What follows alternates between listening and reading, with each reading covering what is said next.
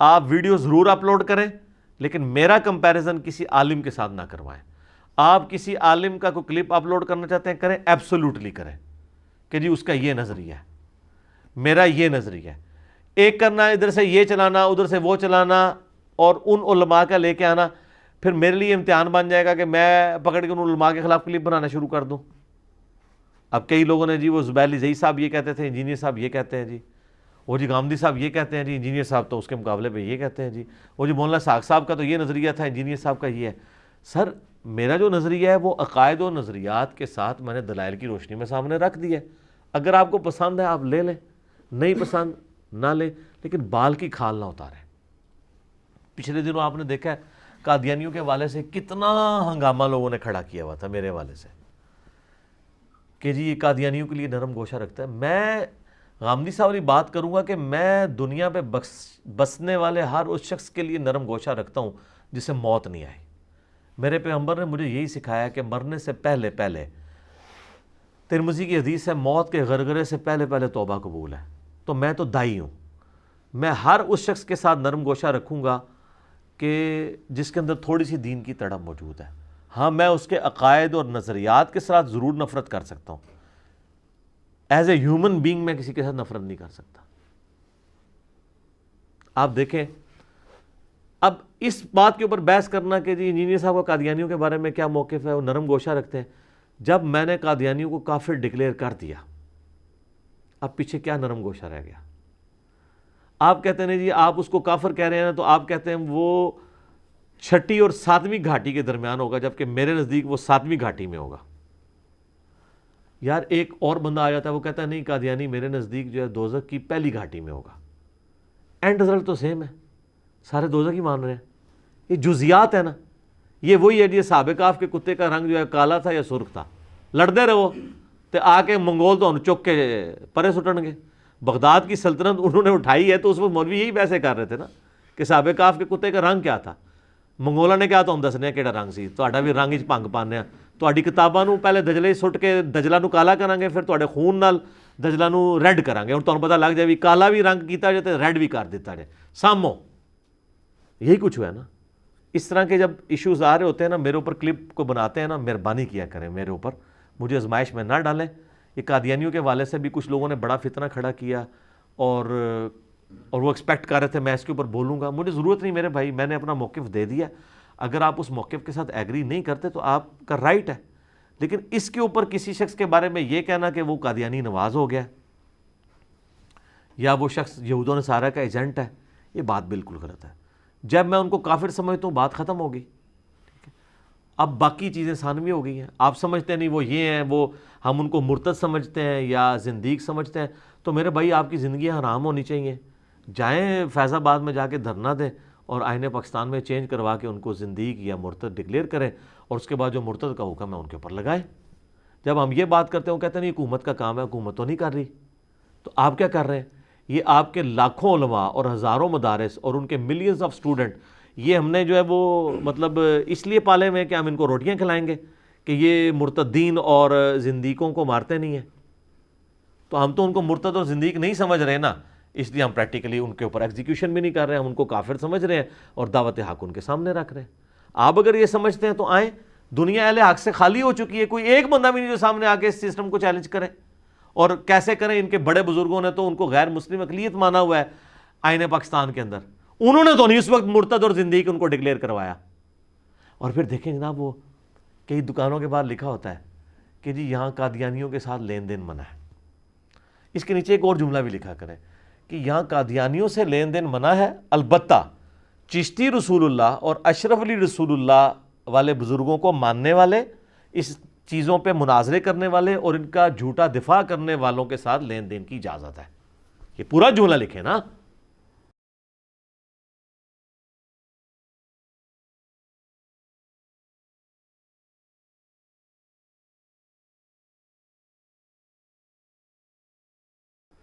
اچھا کہتے ہیں جناب وہ ان چیزوں سے نا قادیانیت کو سپورٹ ملتی ہے, تو سر فوراً سپورٹ ختم کریں, فوراً سے پہلے آپ آ کے ایک علماء کی کانفرنس بلائیں.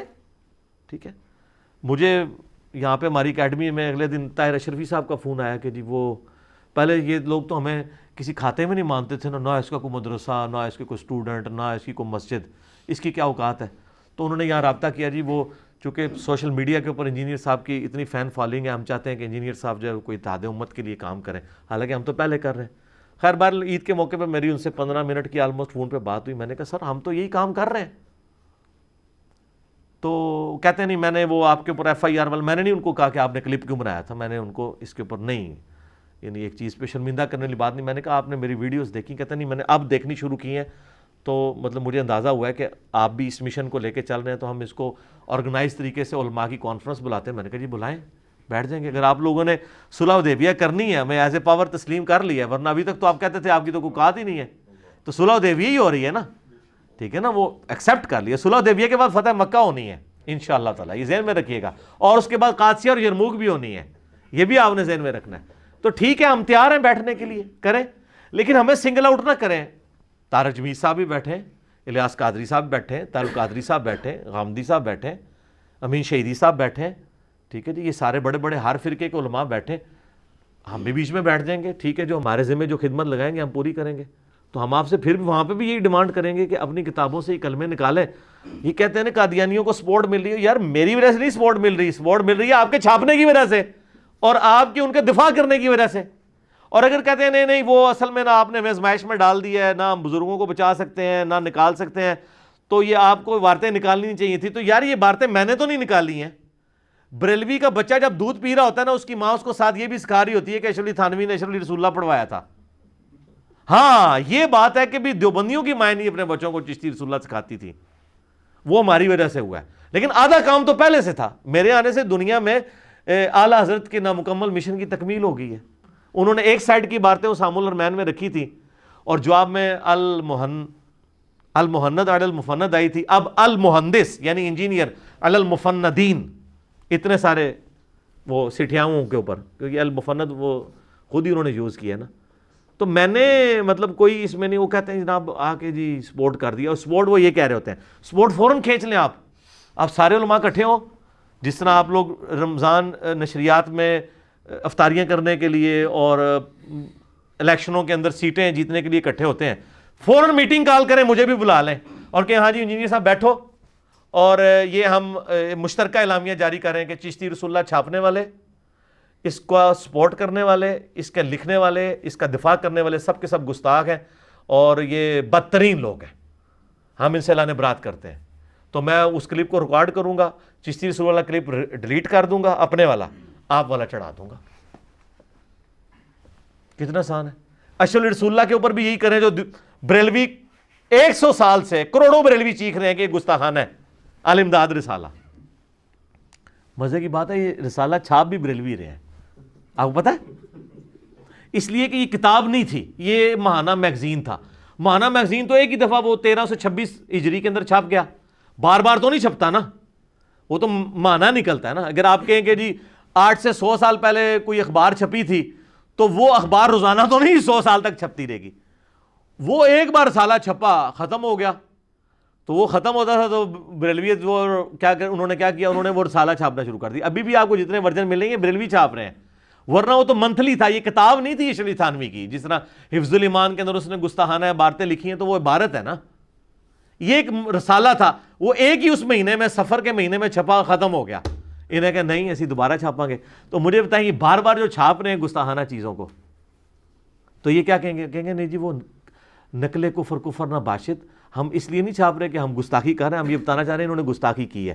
تو سر جب ہم قرآن سے آپ کو بتاتے ہیں کہ یہود و نصارہ نبی علیہ السلام کو جادوگر کہتے تھے نعوذ باللہ، مجنون کہتے تھے نعوذ باللہ، کہتے تھے اس کے اوپر آسیب کا سایہ ہے، کہتے تھے یہ اگلے لوگوں کی سٹوریاں پڑھتا ہے، ایک اجمی غلام ہے جو اس کو یہ پڑھاتا ہے صبح و شام، یہ سب گستاخانہ باتیں جو کافر کرتے تھے نبی علیہ السلام کے بارے میں. جب میں اس کو ریپیٹ کرتا ہوں یہ میرا کلپ بنا دیتے ہیں، کہتے ہیں نبی علیہ السلام کو کیا کہہ رہا ہے. اور اپنے بارے میں ان کا ایٹیچیوڈ کیا ہوتا ہے کہ یہ الامداد رسالہ بریلوی چھاپ رہے ہیں. تو ان کو کہیں جس میں گستاخانہ یہ بات لکھی آپ چھاپ رہے کیوں ہیں؟ وہ کہتے ہیں ہم اس لیے نہیں چھاپ رہے کہ ہم اسے آن کرتے ہیں، اس لیے تاکہ پبلک کو بتائیں گے یہ گستاخ ہیں. تو سر چشتی رسول اللہ پھر کیوں چھاپ رہے ہیں حشت بہشت؟ وہ تو آپ عقیدہ پیش کر رہے ہیں نا، اس لیے تو نہیں چھاپ رہے کہ آپ چھاپ کے کہیں گے یہ غلط ہے، وہ تو نہیں آپ کہہ رہے. تو ہم اپنی ویڈیوز ڈیلیٹ کرنے کے لیے تیار ہیں. آپ لوگ یہ کہ کلپ مجھے بنا کے دے دیں تو قادیانیوں کو سپورٹ ملنا بند ہو جائے گی. یہ آپ نے قادیانیوں کو خود سپورٹ فراہم کی ہوئی ہے. جب تو کسی قادیانی سے ملتا ہے تو گنبد خضرا میں رسول اللہ کا دل دکھتا ہے. سر اس کے نیچے ایک اور جملہ لکھیں, جب تو حشت بہشت میں چشتی رسول اللہ چھاپنے والے فرقے اور ان کے بزرگوں کے کسی ماننے والے اور ان عبارتوں کا دفاع کرنے والے اور ان عبارتوں کو ننگا کرنے والے انجینئر محمد علی مرزا کے خلاف بھونکنے والے سے ملتا ہے تو رسول اللہ کا دل دکھتا ہے. یہ بھی لکھنا تھلے. اور جب تو الامداد رسالے میں اشرف علی تھانوی رسول اللہ کا دفاع کرنے والے اور اس کے اوپر مناظرے کرنے والے سے اور اس کے خلاف بولنے والے پر بھونکنے والے سے ملتا ہے تو رسول اللہ کا دل دکھتا ہے. اے نہیں تھلے لکھا ہوا, اے بھی لکھنا, پورے جملے لکھنا, پوری گال لکھ.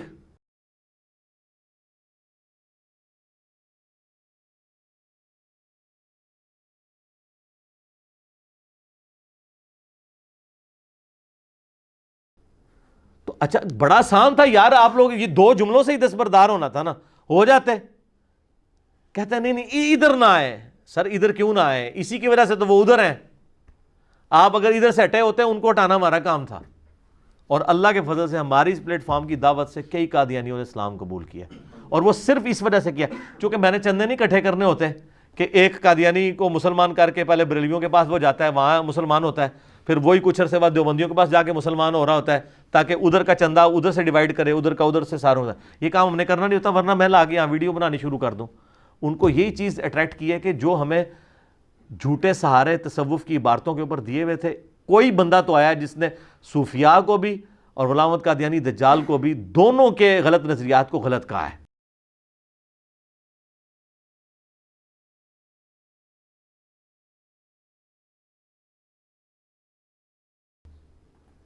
یہ چیز نے لوگوں کو اٹریکٹ کیا. اگر آپ نہیں کریں گے تو میرے بھائی اب تو پڑھی لکھی دنیا ہے. اب یہ جو آپ کی بھیڑ بکری ہیں وہ تو آستہ یہ آلموسٹ ختم ہونے والی ہیں. 50 60 سال کی تو ہو چکے ہیں ان کے بھیڑ بکریاں جو ہے. اب تو جو آگے نوجوان نسل ہے وہ تو یوٹیوب کو دیکھتی ہے اور اپنی عقل بھی استعمال کرتی ہے. تو آپ کی اولادیں تو یہ بات نہیں قبول کریں گی. تو آپ کر لیں جس طرح وہ کہندے نے خادم رضوی صاحب, پیڑ پا کے ویکھ لو. تو پیڑ پا لے, ایسی علمی پیڑ پایا ہے, آ جاؤ تسی بھی اپنا مقدمہ رکھو, میں بھی رکھنا. ان باتوں کو جھگڑا بنانا, اس طرح کی چھوٹی چھوٹی نٹی گریٹیز کو پکڑنا اور پھر اس کو ہنگامہ کھڑا کرنا, میں اس میں بہت لیول تک آگے جا سکتا ہوں, لیکن میں ان اٹینڈڈ ان چیزوں کو چھوڑتا ہوں اس لیے کہ بھئی اصولی باتوں کو طے کریں. آپ چھوٹی چھوٹی نٹی گریٹیز پکڑیں گے تو یقین کریں پھر معاملات بہت دور تک جائیں گے. ٹھیک ہے, پھر کوئی بندہ بچے گا نہیں. پھر میں ہر ایک چیز کا کریٹیکل انالیسس کروں گا, قرآن و سنت کی روشنی میں رکھوں گا, اور پھر ہو سکتا ہے کہ میں ان شخصیات کے اوپر بھی بات کروں جن کے لیے میں احترام کا رشتہ رکھتا ہوں. پھر میں اس چیز کا لحاظ نہیں کروں گا, ان کو سنگل آؤٹ پھر میں اس طریقے سے کروں گا. لیکن چونکہ میں آلریڈی کشف الہام کے بارے میں جو میرا موقف ہے کتاب و سنت کے دلائل کی روشنی میں وہ موجود ہے, وہ آپ دیکھ لیں تو آپ کو پتہ چل جائے گا کیا صورتحال ہے.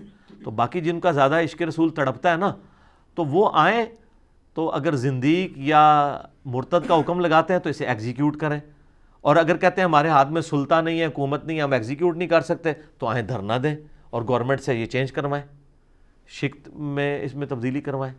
میرے پیچھے کیوں پڑے ہوئے ہو, میرا تو کوئی لینا دینا نہیں ہے. جب میں نے کہہ دیا کافر تو بات ختم. لیکن یہ کہتے ہیں کہ جی ان کو تو کافر کہہ رہے ہیں نا, ہماروں کی جو غلطی ہے نا ان کو بھی کسی طریقے کہہ دے, ٹھیک ہے یہ میں کیسے کہہ دوں, میں نے اللہ کو جواب نہیں دینا, میں نے قیامت الدین نبی صلی اللہ علیہ وآلہ وسلم کا سامنا نہیں کرنا.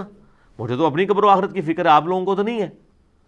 تو آپ لوگوں کو تو لگ پتہ جائے گا نا آگے جا کے اس طرح کی 2 نمبری کا. ویسے تو ادھر ہی جتنی ذلت اور خواری ان کو کاٹنی پڑ رہی ہے وہ آپ دیکھ رہے ہیں کہ سارے ایک ہوئے میں. تو اچھا یہ باتیں میں کوئی کسی سے ہمدردی کی بھیک مانگنے کے لیے نہیں کر رہا, واللہ مجھے تو مزہ ہی اب آ رہا ہے میچ کھیلنے کا. میں تو چاہتا تھا کہ میں اس کو ٹاپک بنواؤں کہ ہر جگہ یہ چیز ڈسکس ہو. میرا تو مقصد پورا ہو گیا, کیونکہ اب جو ڈسکس ہو رہی ہے نا اسی میں ہماری جیت ہے. لوگ خود ہی لانتے بھیج رہے ہیں ان کے اوپر. ان کا یہ تھا کہ یہ ٹاپک ڈسکس ہی نہ ہو, مٹی پڑی رہے. اب چونکہ ڈسکس ہو رہا ہے تو ڈسکس ہونے سے کھل کھل کے سامنے آ رہا ہے.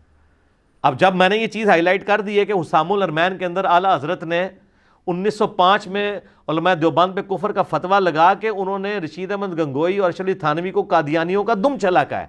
جب اعلیٰ حضرت کروڑوں بریلویوں کے امام دیوبندیوں کو قادیانیت کا آف شوٹ سمجھتے ہیں تو پیچھے تو بات ہی ختم ہوگی. پھر میں نے تو کوئی نئی بات نہیں کی ہے, یہ تو آپ آپس میں طے کریں نا کہ آپ میں سے کون قادیانیوں کی اولاد ہے. ہمارے لیے تو سارے برابر اس اعتبار سے ہوں گے کہ ہم تو غلام احمد قادیانی کو بھی دجال سمجھتے ہیں, چشتی رسول اللہ اور اشعری رسول اللہ کے اوپر بھی ہم عبارت کے اوپر کفریہ فتویٰ لگاتے ہیں. اگر کوئی سمجھتا ہے اس پہ اسلام کا فتویٰ لگاتا ہے تو آئے لگائے, پھر وہ جانے اور اللہ جانے اور عاشقان رسول جانے اور 295C جانے. تو ان کو پتہ ہے اس طرح نہیں ہوگا.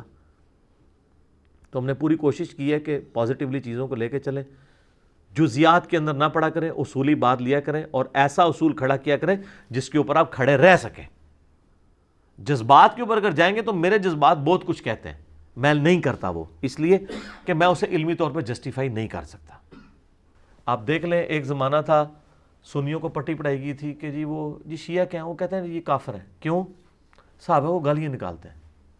اب اللہ کے فضل سے کوئی سنی مولوی یہ جرت نہیں کرتا, کوئی ایک لے آئیں جو یہ جرت کر جائے کہ صحابہ کو گالی دینے والا کافر ہے, کیونکہ ان کو پھر نیچے مسلم اور بخاری کی حدیثیں آنا شروع ہو جائیں گی کہ ہاں جی جناب یہ ان حدیثوں کے بارے میں آپ یہ تو ان لانتوں کے اور گالیاں نکالنے کے بانی تو یہ ہیں. اب وہ کہہ رہے نہیں جی وہ صحابہ کو گالی دینا فسق ہے, گناہ کبیرہ ہے, ایمان سلب ہو جانے کا اندیشہ ہے. اچھا جی آج کے 1400 سال کے بندے کا تو ایمان سلب ہو جانے کا اندیشہ ہے, اور جو اس زمانے میں مبارک زمانے میں ہوتے ہوئے یہ کام کر رہا ہے اس کا ایمان بڑھ جانے کا اندیشہ ہے. تو اس پہ آگے پھر سیکھ پا ہو جائیں گے.